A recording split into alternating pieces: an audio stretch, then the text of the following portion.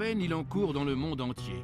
Des histoires ahurissantes qui se propagent à la vitesse de l'éclair et qui évoluent jusqu'à ce qu'on ne distingue plus le mythe de la réalité. Dans cet épisode intitulé « Une terrible vérité », vous allez suivre 3 histoires parlant de graves découvertes qui ont fait basculer des vies. D'abord, vous serez témoin de la stupeur d'une poignée de mannequins russes. Une émission de télé-réalité a laissé ces jeunes femmes sur leur faim. Vous verrez ensuite dégénérer un divorce et l'apparition surprise d'une fillette semant le doute sur l'identité de son père. Enfin, vous saurez comment une épouse épanouie a voulu sauver son mariage après qu'une erreur du passé soit revenue l'obséder. Suivez attentivement ces 3 récits et distinguez les histoires vraies des légendes urbaines. Nous vous dirons si vous avez vu juste à la fin de l'épisode. Voici d'abord un fait divers que nous avons intitulé « Pur voyeurisme ». D'aussi loin qu'elle s'en souvienne, Alexandra Michalouk, une jeune candidate russe au mannequinat, a toujours voulu être sous le feu des projecteurs. Je rêvais d'aller à Hollywood.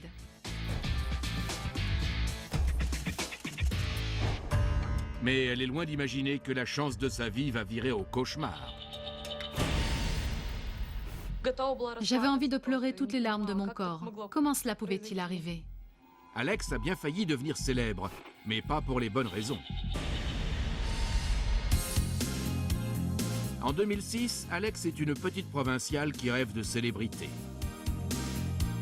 J'adore me balader sur les sites internet des agences de mannequins. Elle y repère une annonce pour une nouvelle télé-réalité. Est-ce la chance de sa vie?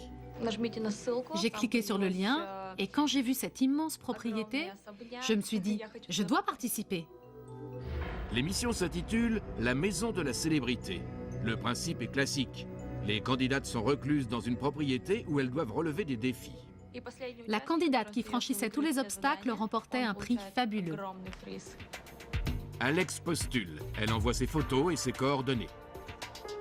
Elle est stupéfaite d'apprendre dès le lendemain qu'elle est sélectionnée. J'étais aux anges. Les images de ce lieu de rêve défilaient dans ma tête. C'était mon tremplin pour quitter la Russie. On lui indique l'adresse où elle doit se présenter une semaine plus tard. Le grand jour arrive enfin. Mais quelque chose cloche. Je me suis dit qu'on m'avait peut-être donné une mauvaise adresse et que je n'étais pas au bon endroit. À l'intérieur, c'est la désillusion. Mon rêve s'effondrait. Ça n'était pas la superbe demeure vue sur le site. Est-ce une mise en scène prévue dans le concours? Alex tente de comprendre. Il y avait des objets un peu partout. J'ai pensé que c'était les affaires des autres participantes. Mais il n'y a personne. Alex a-t-elle fait une terrible erreur? Elle commence à s'inquiéter, mais une autre candidate débarque. Puis plusieurs, les unes après les autres. Le jeu commence. Les jeunes femmes s'installent dans leur quartier. Ça n'était pas une propriété de rêve, mais c'était l'occasion de me faire connaître. Pendant 24 heures, rien ne se passe. On n'avait presque rien à faire. Alex réalise que la vie à la télé n'est pas aussi palpitante qu'elle l'imaginait. Par chance, le deuxième jour, les filles découvrent de quoi tromper l'ennui avec un coffret contenant leurs défis quotidiens. C'était des paris stupides. Comme à celle qui tiendrait le plus longtemps sur un pied. Alex gagne l'épreuve, mais à sa grande surprise, il n'y a pas de récompense. Et aucune des filles n'est éliminée. Personne ne comprend ce qui se passe. J'ai commencé à me dire qu'il n'y avait pas vraiment de concours. En fait, on passait notre temps à relever des espèces de gages ridicules. Mais un problème vital surgit bientôt. Sans éliminatoire, les filles sont toujours aussi nombreuses et les provisions s'épuisent rapidement. L'atmosphère a commencé à être tendue. Le 13e jour, il n'y a plus de nourriture. Les filles sont bloquées au milieu de nulle part, sans magasin ni restaurant. On s'est dit qu'ils nous avaient oubliés. Elle tente de commander à manger, mais il n'y a pas de réseau.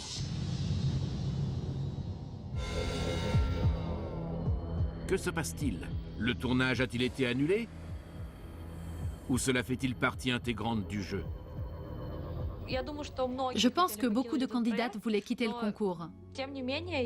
Mais en même temps, tout le monde avait envie de remporter le prix.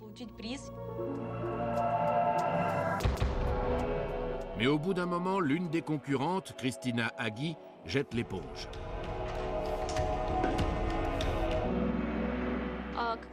J'avoue m'être sentie un peu jalouse que Christina nous quitte.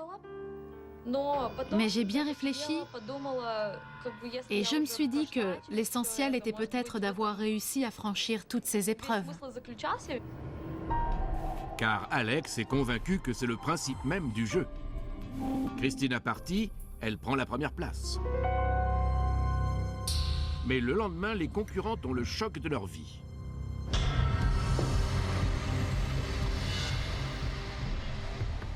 Quand la police est entrée, j'ai eu peur.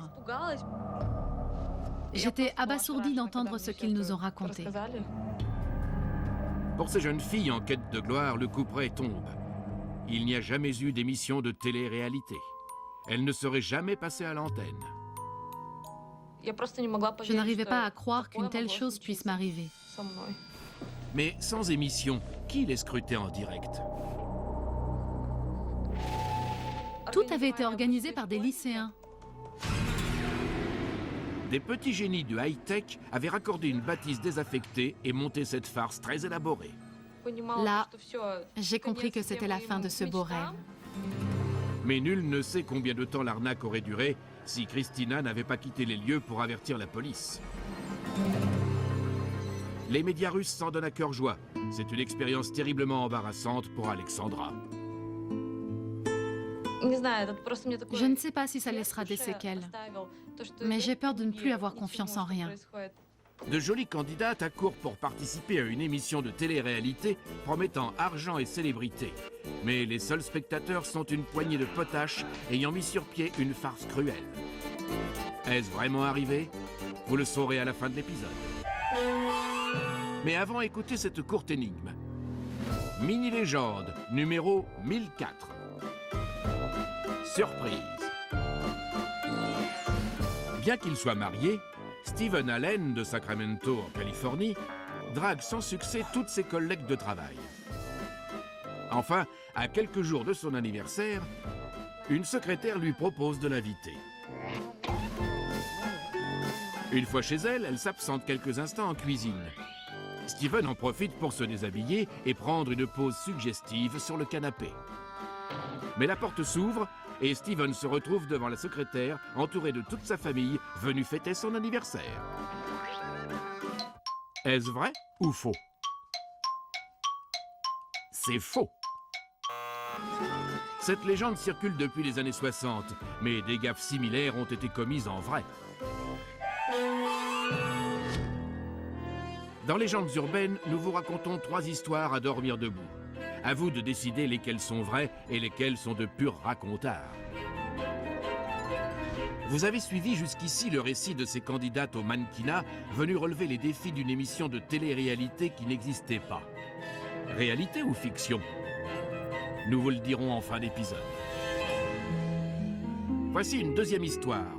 Nous l'avons appelée « Un bébé inattendu ».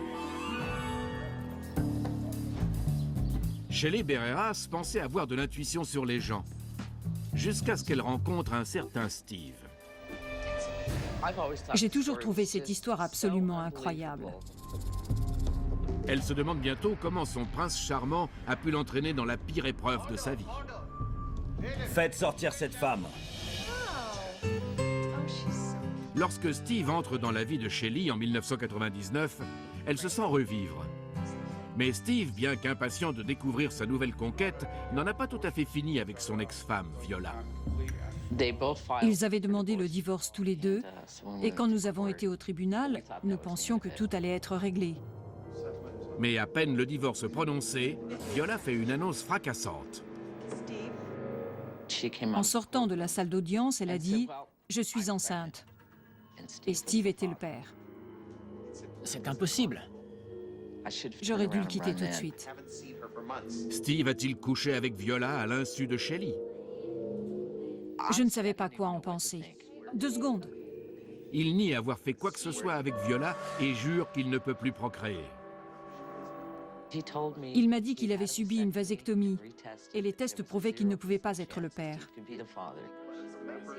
Shelley choisit de lui accorder le bénéfice du doute. Viola accouche d'une fille et la cour demande un test de paternité pour déterminer si Steve devra payer une pension. On pensait que ce serait négatif. Mais les résultats sont sans appel. Le test ADN est positif.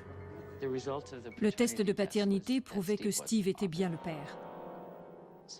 Il a donc reçu l'ordre de verser une pension alimentaire. Nous étions accablés. Steve jure qu'il n'est pas le père, mais il dit à Shelley être trop fatigué pour continuer à lutter. Shelley le croit. C'était à moi de prendre le relais. Shelley insiste pour qu'on pratique un second test, mais il se retourne contre elle. Le deuxième test a donné le même résultat. Viola était la mère et Steve le père. La cour a ordonné qu'il lui verse une pension plus importante. Ils n'ont pas d'autre choix que de payer. Il en est arrivé à payer plus de 1 000 $ par mois de pension pour sa fille et son ex-femme. Je savais au fond de moi que ça n'était pas vrai. Mais comment lutter contre les résultats d'un test ADN? La facture grimpe. Shelley veut absolument trouver le moyen de contre-attaquer. Selon elle, Viola a fait falsifier le test de paternité. Elle finit par trouver un avocat qui pense pouvoir casser le jugement.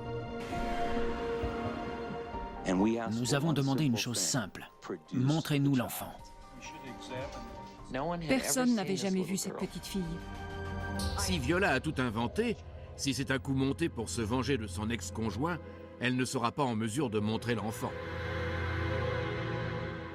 Il a fallu émettre une requête auprès de la Cour pour qu'un test ADN soit pratiqué sous surveillance. De sorte que le juge exige que l'enfant soit présenté le lundi suivant. La date d'audience arrive.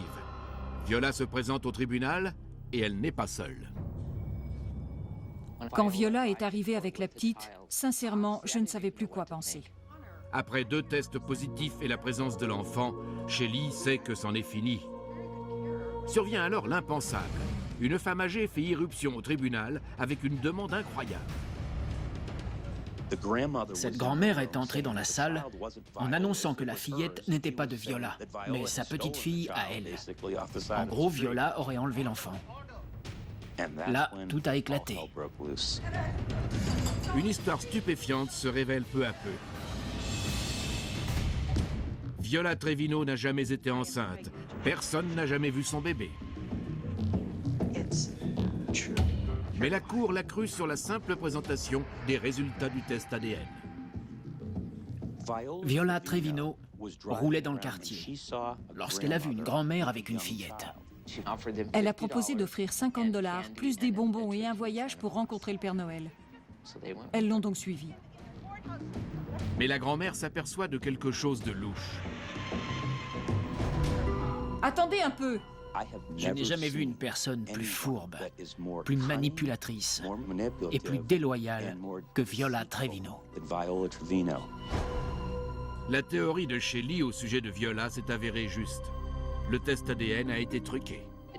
Elle avait comploté avec le laborantin. Il n'y a pas eu de bébé et Viola n'a jamais été enceinte. C'était une pure tromperie. Relaxez. Steve et Shelley ont vécu 5 années traumatisantes, mais la manigance de Viola a été démasquée. J'ai eu l'impression de me retrouver dans un monde imaginaire. C'était dingue. Un homme acculé à verser des dizaines de milliers de dollars de pension alimentaire pour une enfant qu'il n'a jamais vue. Tout cela pour découvrir que son ex-femme l'a escroqué depuis le début. Est-ce vraiment arrivé? Vous devrez attendre la fin de l'épisode pour le savoir. Mais avant, écoutez plutôt cette mini-légende. Mini-légende numéro 4011. Cadeau du ciel.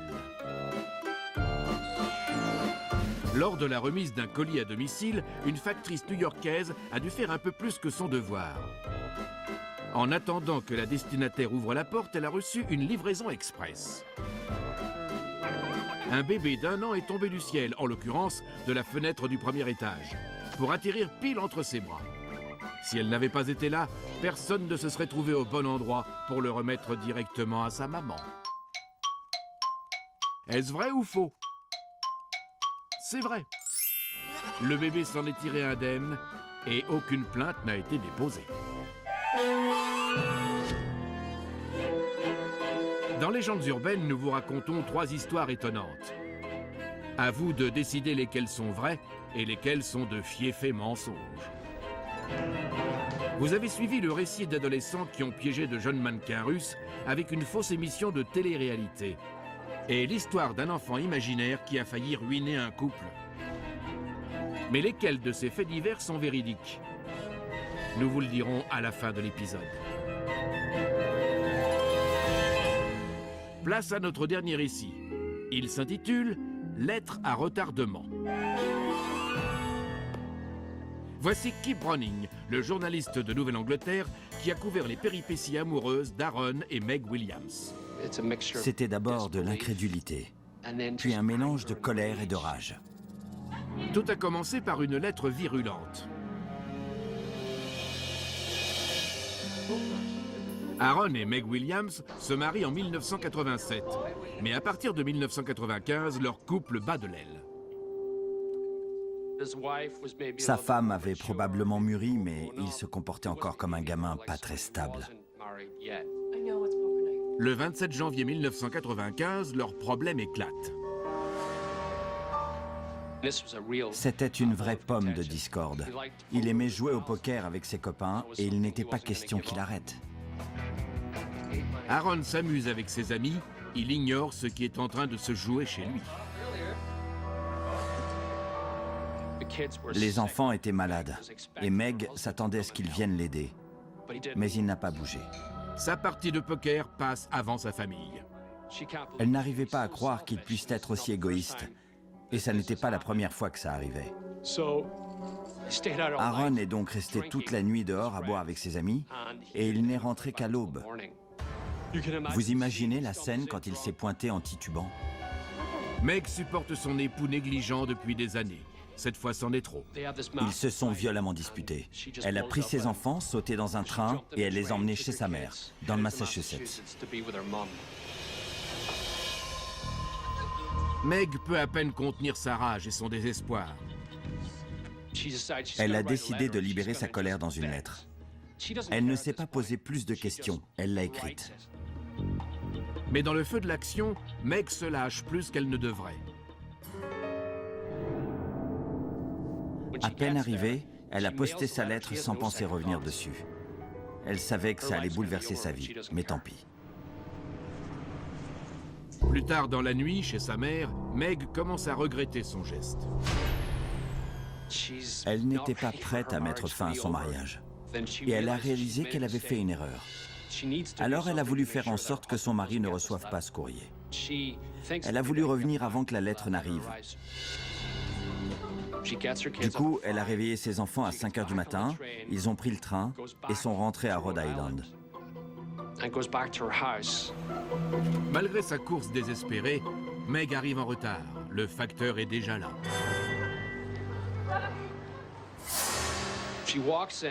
Au moment où elle entre, elle voit Aaron ouvrant la lettre, celle qui va mettre fin à leur union. Mais devinez quoi? C'est une autre lettre qu'il ouvre. Elle en est si soulagée qu'elle exulte. Et elle s'excuse auprès de lui, et lui s'excuse en retour pour son comportement. Meg et Aaron décident de tout faire pour sauver leur mariage. Mais pour que cela marche, elle doit s'assurer qu'il ne recevra jamais sa lettre. Les jours suivants, elle guette le facteur, mais la lettre n'arrive toujours pas. 2 mois passent et elle se dit qu'il n'y a plus de souci à se faire. La lettre s'est perdue. À mesure que le temps passe, leur relation se consolide. C'est comme si l'absence de cette lettre avait eu l'effet miraculeux de les ressouder.